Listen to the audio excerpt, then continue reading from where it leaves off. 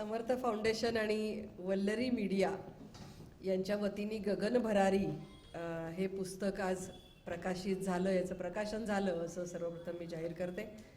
या कार्यक्रमासाठी उपस्थित असलेले आपल्या सगळ्यांचे मार्गदर्शक, ज्यांनी अनेक वर्ष विविध भागामध्ये काम केलं, प्रामुख्याने नागालँड असेल, मणिपूरसारख्या ठिकाणी काम केलं, आमचे मार्गदर्शक विद्याधरजी ताठे सर, त्याचबरोबर अविनाशजी चाबुकस्वार, या कार्यक्रमाचे प्रमुख आयोजक किरणजी इनामदार, आमच्या स्वातीताई, व्यंकटेशजी कल्याणकर, आत्ता ज्यांचे सत्कार झाले ते ॲडव्होकेट राहुल चव्हाण, पूनमजी मदने, उज्ज्वलाताई परदेशी, सुप्रियाताई माने, सोनालीताई ठवरे, संतोषजी सोनवणे, चंद्रकलाताई कोरे, मानसीताई चिटणीस, डॉक्टर रवींद्र आचार्य, सगळ्यांचं मी अभिनंदन करते. अतिशय छान नावं शोधून काढलीत. आमच्या ज्योतीचा उल्लेख राहिला. एकदा टाळ्या वाजवूया आपण गौरीताई जोशींसाठी. गौरीताई पुढे आम्हाला सत्कार करायचा तुमचा. प्रज्ञाताईंचा पण आपण सत्कार करू नंतर. अतिशय सुंदर अशा काव्य रचना सादर करत त्या इथे सूत्रसंचालन करतायत. म्हणजे मधला जो आपण नेहमी म्हणतो ना की माळेतला दोरा दिसायला नाही पाहिजे, माळेतला दोरा सूत्रसंचालन किंवा निवेदन असतं, तो भरजरी असला तर दिसला तर चालेल, असं हे भरजरी निवेदन त्या करतायत. त्यामुळे त्यांचंही अभिनंदन. खूप छान असा हा कार्यक्रम होतोय. मला खरं तर मी मगाशी ताठे सरांना सांगत होते की एखाद्या कार्यक्रमातून मध्यातून निघून जाणं मला काही आवडत नाही. आणि आम्ही जुन्या काळचे नैतिक क्षेत्रात असलो तरी, राजकारणात असलो तरी जुन्या काळचे राजकारणातले आहोत, त्यामुळे आम्हाला हे असं मान्य नाही. परंतु काय झालं, अधिवेशनातून खूप दिवसांनी आली आहे आणि कार्यक्रम इतके आहेत आज लागोपाठ की थोडंसं एकामागोमाग एक कुठे कुठे जायचं तर थोडंसं सगळ्यांना न्याय देण्याच्या दृष्टिकोनातून जास्ती वेळ थांबू शकणार नाही आहे. पण नक्कीच हे पुस्तक वाचून मी ह्या सगळ्या कर्तृत्ववान अशा व्यक्तिमत्वांची माहिती घेईन. प्रामुख्याने मला किरणजी, ज्योतिताई, तुमचं अभिनंदन यासाठी करायचं आहे, तुमचं पण, की अशा सगळ्या छुप्या हिऱ्यांना, जे खाणीत दडलेले हिरे आहेत, त्यांना शोधून काढून त्यांना प्रसिद्धी देण्याचं काम आपण करताय. खूप गोष्टी, खूप व्यक्तिमत्व माहिती नसतात. जसं आता गौरीताईंच्या अंगामध्ये एवढे गुण आहेत हे आम्हाला इथे तुम्ही त्यांना संधी दिली म्हणून कळलं. दरवेळेला कार्यक्रमामध्ये जय शारदे वागेश्वरीच गाणं ऐकवतात. आता ते गाणं खूप सुंदर आहे, खूप सुंदर आहे. म्हणजे शांताबाईंचं गाणं आहे, त्याला मुघेंची चाल आहे, अतिशय सुंदर असं ते गीत आहे. परंतु एकच एक आपण किती वेळा ऐकणार. आणि हे आता आम्हाला तुम्ही पाठवा बरं का याचा ऑडिओ, आम्ही ते सगळ्या शाळांना देऊ की नवीन एक आपल्याकडे आलं आहे. आणि तर असं सगळं व्यासपीठ इथे उपलब्ध करून दिलं. प्रामुख्याने इथे अनेक राजकारणी महिला आल्या आहेत, सरपंच किंवा त्या स्तरातल्या अनेक महिला आल्या आहेत. खूप छान वाटलं. नुसतं रिझर्वेशन देऊन भागणार नाही आहे, तर आपल्याला समाजाने सुद्धा, म्हणजे रिझर्वेशन देणं हा प्राथमिक आवश्यक भाग आहे की जो आपल्याला मिळालेला आहे, परंतु रिझर्वेशन देण्याबरोबर तेवढी मोकळीकसुद्धा ही समाजाने त्यांना दिल्याशिवाय त्या काम कसं करू शकतील. तर इथंही जिवंत उदाहरणं दिसत आहेत. मगाशी एका ताईंचं तुम्ही मत्स्य क्षेत्रामध्ये कर्तृत्व आहे, कृषी क्षेत्रामध्ये कोणाचं तरी आहे वगैरे, अशा सगळ्यांची ओळख करून दिली. सायकलिंगमधले आहेत. तर खूप छान वाटलं की विविध, आणि वकील पण आहेत मला वाटतं. तुम्ही का सायकल चालवणारे नाही का? त्या जॅकेटमुळे वाटलं.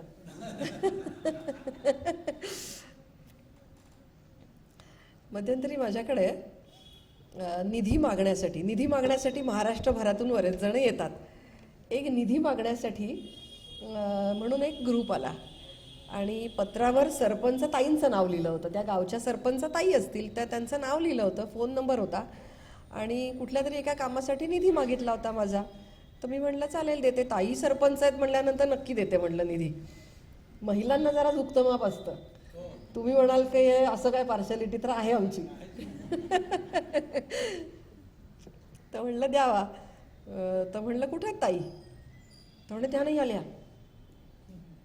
बरं म्हटलं ठीक आहे, असतील कुठेतरी, त्यांचा कार्यक्रम असेल, नियोजित दौरा असेल, सरपंच म्हणल्यावर गावचं काम असेल काही. तर म्हटलं चालेल मी लावते फोन. तर माझ्या टीमनी त्यांना फोन लावला. तर तो भलताच होता फोन, तो त्या ताईंचा नव्हताच, तो त्यांच्या पतिराजांनी उचलला. तर मी म्हटलं अहो तुमच्याशी नाही मला बोलायचं आहे, आणि तुमचा लेटर हेडवर तुमचा नंबर का दिलायत म्हटलं तुम्ही. तर नाही मीच बघतो काम सगळं.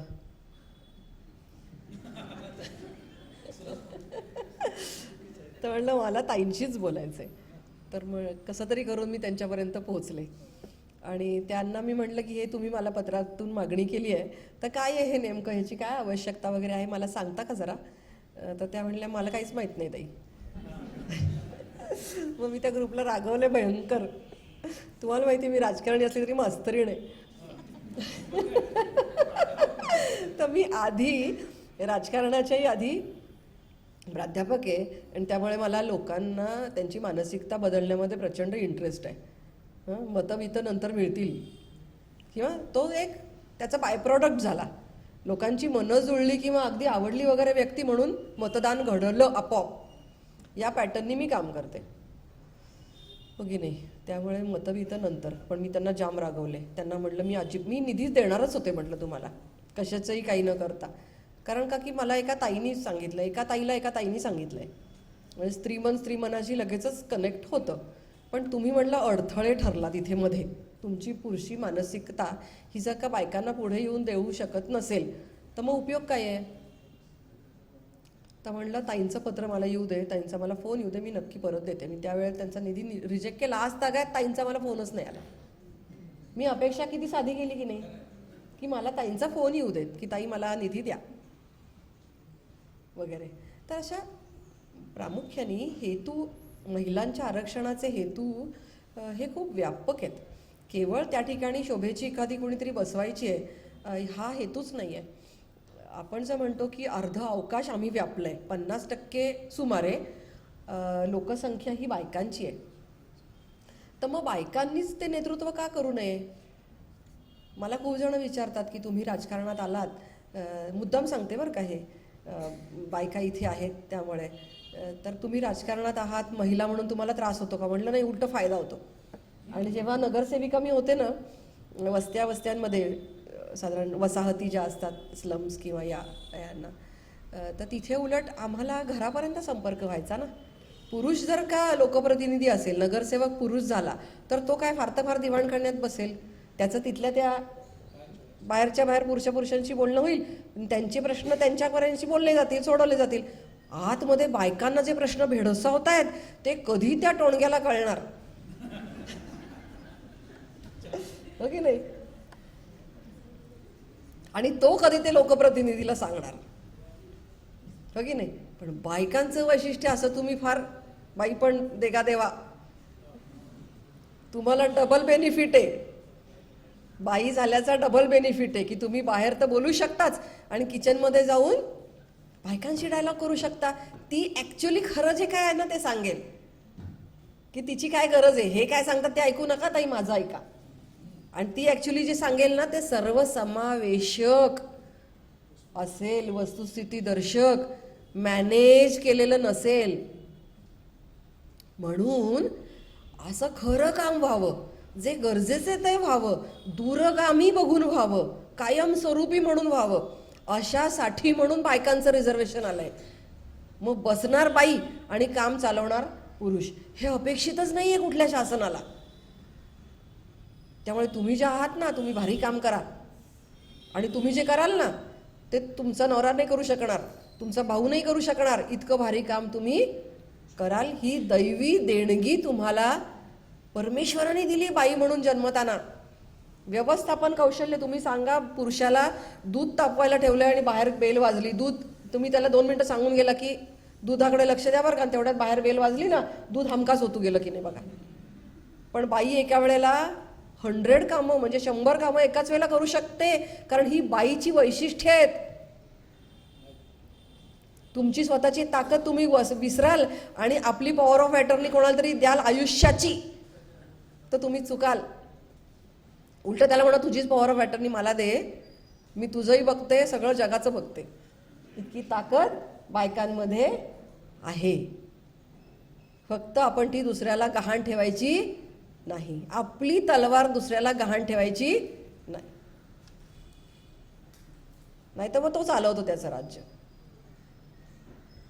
ठीक आहे ना. म्हणजे मला कोणाला कमी नाही लेखायचं, पुरुष पण श्रेष्ठ आहेत. आपल्याकडे अनेक थोर नेते होऊन गेले, ज्यांनी आता छत्रपती शिवाजी महाराज हिंदवी स्वराज्याची स्थापना केली, घडवलं. जिजाबाईंनी पण घडवलं त्यांना, हो की नाही. त्यामुळे ही प्रेरणा आहे, ही प्रेरणा आहे, ही आपण विसरू नका. आपण ती प्रेरणा आहोत की जे आपण पण काहीतरी करू शकतो, अशी क्षमता आपल्याला परमेश्वराने दिलेली आहे. तर खूप शुभेच्छा तुम्हाला देते. आपल्या काम करत असताना नक्कीच आपण सल्ला नक्की कोणाचाही घेऊ शकतो. समजा घरामध्ये एखादी वस्तू आणायची, समजा फ्रीज आणायचं आहे, गृहीत धरू आपण, तर आपण विचारणार ना 4 जणांना की हा या कंपनीचा चांगला लागला का तुम्हाला, किती वर्ष टिकला, गॅरंटी किती, काय आहे, बरं आहे ना. आपण 4 चौघात विचारतो, माहिती घेतो. घरच्यांना विचारतो, पुरुष बायकांना विचारतात, बायका पुरुषांना. विचारणं गैर नाही, आपापसात चर्चा मसलत करणं अजिबात गैर नाही. नक्की करा. त्यांना अनुभव असतो, व्यवहार चतुर असतात, इतर ठिकाणी फिरतात, त्यामुळे व्यवहार ज्ञान त्यांचं कदाचित जास्त आत्तापर्यंतचं असू शकतं, पण आपणही ते मिळवू शकतो. फक्त आपली ती तयारी पाहिजे. त्यामुळे तुम्हाला खूप शुभेच्छा देते. इथे बाकीचेही अनेक लेखकांचा सत्कार केला आहे, वैद्यकीय क्षेत्रातल्या अनेकांचा उल्लेख याच्यात पुस्तकात आहे. हे पुस्तक माझ्याकडनं वाचणं होईल. आता प्रवासामध्ये युजली माझ्याकडे पुस्तकं मी कॅरी करते आणि ती पुस्तकं मग अशी छान कविता सांगितली की पुस्तकं आपला कसा साथी आहेत. तर हे पुस्तक नक्की मी वाचीन. अनेकांना प्रोत्साहन या समर्थ फाउंडेशन आणि वल्लरी मीडियानी दिलेलं आहे. असे सगळे छुपे असे कर्तृत्ववान अशी व्यक्तिमत्व आम्हाला कळली या निमित्ताने. अमोलजी डांगे या ठिकाणी आलेले आहेत, त्यांचंही स्वागत. अशी व्यक्तिमत्व कळण्यासाठी म्हणून असे छोटेखानी कार्यक्रम जे आहेत ते सुद्धा खूप प्रभावी ठरतात. आणि एखाद्याला आपण म्हणतो ना की पाठीवर हात ठेवून फक्त लढ म्हणा, तेवढंही कदाचित आपल्याला आयुष्यामध्ये पुरेसं असतं. तर असं लढ म्हणण्याची ताकद आणि प्रोत्साहन या पुस्तकांच्यामुळे मिळतं. त्यामुळे या पुस्तकांचं महत्त्व आहेच. खूप मनापासून शुभेच्छा देते. मला या कार्यक्रमासाठी इथे बोलवलं त्याबद्दलही कृतज्ञता व्यक्त करते. पुणे जिल्ह्यातल्या ज्या सरपंच महिला आहेत त्यांना काही जेन्युइन कामासाठी म्हणून निधी लागला तर कसं अप्रोच व्हायचं कळलं आता तुम्हाला. नवऱ्याला सांगायचं नाही अप्रोच व्हायला, मलाच सांगायचं, डायरेक्ट तुम्ही संपर्क करायचा. नक्की आपण चांगल्या विधायक कामासाठी एकत्र येऊया, काम करूया. महिला एकत्र आल्या की खूप मोठी ताकद या निर्माण करू शकतात. त्यामुळे खूप मनापासून तुम्हाला शुभेच्छा देते. ताठे सर आणि चाबुक सर यांची भाषणं यूट्यूबला टाकणार असाल तर मला नंतर पाठवा लिंक, म्हणजे त्यांची भाषणं मी नंतर ऐकीन, ताईंच्या कविता नंतर ऐकीन. तुमचं पुस्तक असेल तर द्या, मला तुमचं पुस्तक वाचायला आवडेल. कार्यक्रमातून लवकर जावं लागणार असल्यामुळे तुमची रजा घेते तुमच्या सगळ्यांच्या परवानगीने. पण असाच स्नेह आहेच आणि एकमेकांच्या साथीनेच आपल्याला विकसित भारत करायचा आहे. हा अजेंडा आपण काम नेमकं कशासाठी करतो हे लक्षात ठेवा. आणि ताई तुम्ही जर सायकल चालवत असाल तर तुम्हाला कार्बन फूटप्रिंट देणार आहे आता सरकार, की तुम्ही वाचवता ना कार्बन फूटप्रिंट, तर त्याचं देणार आहेत. म्हणजे प्रत्येक ठिकाणी सरकार कसं आपापलं काम चांगलं लोक करतायत त्याचा कॉग्निजन्स घ्यायला तयार आहे. त्यामुळे या सगळ्यांचा एक डेटा आम्हाला जर दिला तर त्यांच्यासाठी म्हणून सरकार म्हणून आपण काय करू शकतो हेही मला तुम्हाला सांगता नक्की येईल. तर आपण सवडीने पुन्हा भेटूया. धन्यवाद. इथे सर्वांना शुभेच्छा देऊन थांबते. जय हिंद.